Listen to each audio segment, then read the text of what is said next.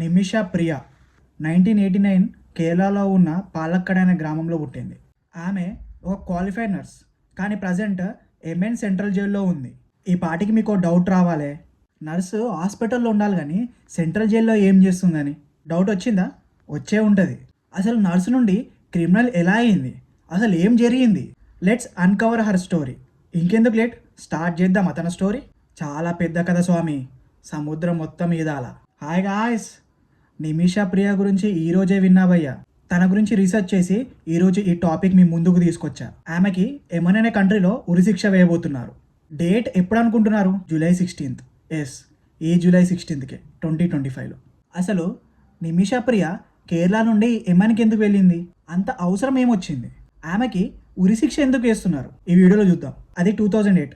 నిమిషా ప్రియా గారు family situations వల్ల ఎమన్కి వెళ్ళాల్సి వచ్చింది. ఎమన్కి వెళ్ళగానే అక్కడున్న గవర్నమెంట్ హాస్పిటల్లో ఒక నర్స్గా జాయిన్ అయింది. అండ్ కొన్ని ఇయర్స్ వరకు ఆ గవర్నమెంట్ హాస్పిటల్లోనే వర్క్ చేసింది, 2014 వరకు. 2012లో నిమిషా ప్రియా గారికి ఒక మ్యాచ్ తీసుకొచ్చారు వాళ్ళ ఫ్యామిలీ వాళ్ళు. సో కేరళకు వచ్చి పెళ్లి చేసుకొని మళ్ళీ హస్బెండ్తో ఎమన్కి వెళ్ళిపోయింది. తన హస్బెండ్ ఇండియాలో ఒక ఆటో డ్రైవర్. వీళ్ళిద్దరూ 2014 వరకు ఎమన్లోనే ఉన్నారు. తర్వాత వీళ్ళిద్దరికి ఒక అమ్మాయి పుట్టింది. అండ్ ఆ టైంలోనే ఎమన్లో వార్ జరుగుతుంది అండ్ వాళ్ళ ఇంట్లో ఖర్చులు పెరిగాయి. సో ఆ పాపని నిమిషా గారి హస్బెండ్ కేరళకి తీసుకొని వెళ్ళిపోయాడు 2014లో. పని చేశాక ఇంకా ఈ గవర్నమెంట్ హాస్పిటల్లో వర్క్ చేసింది చాలు అని చెప్పేసి సొంత క్లినిక్ పెట్టుకుందామని గట్టిగా ఫిక్స్ అయింది. ఎమెన్ కంట్రీలో షరియా లా అనే ఒక రూల్ ఉంటుంది. అక్కడ రూల్ ఏంటంటే ఏదైనా బిజినెస్ చేసుకోవాలంటే అక్కడ ఒక లోకల్ పార్ట్నర్ ఉండాలి. అప్పుడే ఆ బిజినెస్ వాళ్ళు రన్ చేసుకోవచ్చు, లేదంటే వాళ్ళు పర్మిషన్ ఇవ్వరు. అప్పుడే పిక్చర్లోకి తలాల్ అబ్దుల్ మెహదీ అనే లోకల్ ఎమెన్ పర్సన్ తన లైఫ్లోకి ఎంటర్ అయ్యాడు. అతను ఒక textile shop owner. So matter ఏంటంటే ఆయనతో కలిసి నిమిషా గారు ఒక క్లినిక్ని సెటప్ చేశారు. ఏ క్లినిక్ అనుకుంటున్నారు? నేను చెప్తా. ఒక 14 బెడ్స్ ఉన్న పాలీ క్లినిక్ని సెటప్ చేశారు ఇద్దరు కలిసి ఎమెన్లో. అందరూ అనుకున్నట్టే నిమిషా గారి క్లినిక్ కొన్ని రోజుల వరకు బాగానే నడిచింది. తాను కూడా హ్యాపీగా ఉండేది. కానీ తన లోకల్ పార్ట్నర్ ఎవరైతే ఉన్నాడో అతను నిమిషా గారిని టార్చర్ చేయడం స్టార్ట్ చేశాడు. ఊరికే డబ్బులు కొట్టేసేవాడంట క్లినిక్ కౌంటర్ నుండి. ఫిజికల్గా అండ్ మెంటల్గా కూడా torture చేసేవాడంట.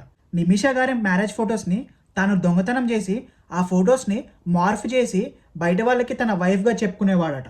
And most important thing ఏంటంటే నిమిషా గారి పాస్పోర్ట్ని కూడా లాగేసుకున్నాడట. తన ఫ్యామిలీకి కాల్ చేసుకుందామన్నా కూడా తనకి ఫోన్ ఇచ్చేవాడు కాదంట. నిమిషా గారు భయపడి పోలీసులో కూడా కంప్లైంట్ చేసిందట.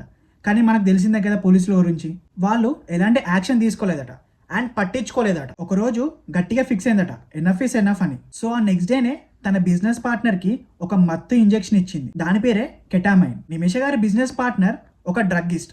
తను ఎప్పుడూ డ్రగ్స్ తీసుకుంటూ ఉంటాడు. తను ఇచ్చిన కెటామైన్ అనే ఇంజెక్షన్ డోస్ సరిపోక ఇంకా ఎక్కువ ఇచ్చింది.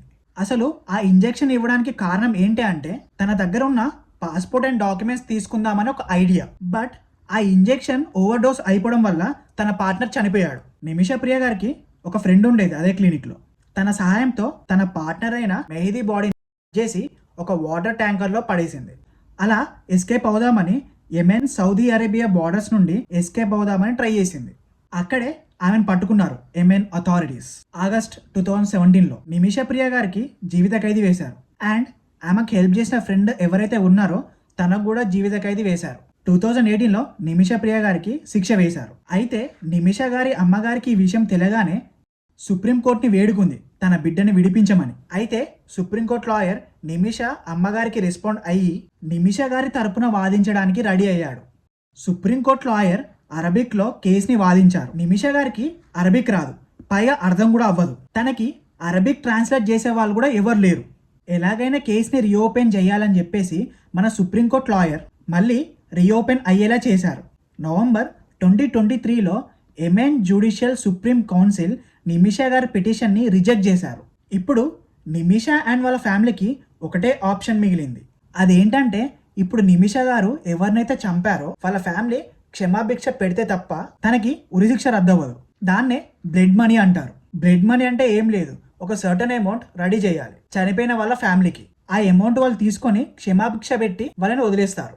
కానీ ఇక్కడ ప్రాబ్లం ఏమొచ్చిందంటే ఆ ఫ్యామిలీ ఈ బ్లడ్ మనీని ఒప్పుకోవట్లేదంట. తనని ఎలా అయినా ఉరి వేయాలని చనిపోయిన వ్యక్తి ఫ్యామిలీ అంటుందంట.